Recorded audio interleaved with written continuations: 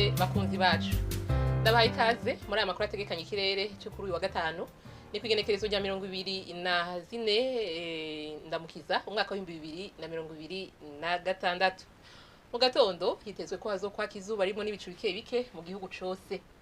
ahazoba hakanye gusumba ahandi azoba ari Ingozi mu ntara ya Butanyerera hamwe n'Igitega mu ntara ya Gitega aho ibipimo by'ubushuhe byaho bizoba bigera kuri degrees Celsius 13.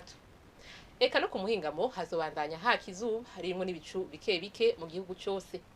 ahazoba hashushe gusumba ahandi azoba ari mu Cibitoke aho ibipimo by'ubushuhe byaho bizoba bigera kuri degrees Celsius 29 aho naho ni mu ntara ya Bujumbura. Ejo mu gatondo hatekanijwe yuko izuba rizoseruka igihe cy'isaha 12 zuzuye neza rirenge igihe cy'isaha 12 zirenga ko umunota umwe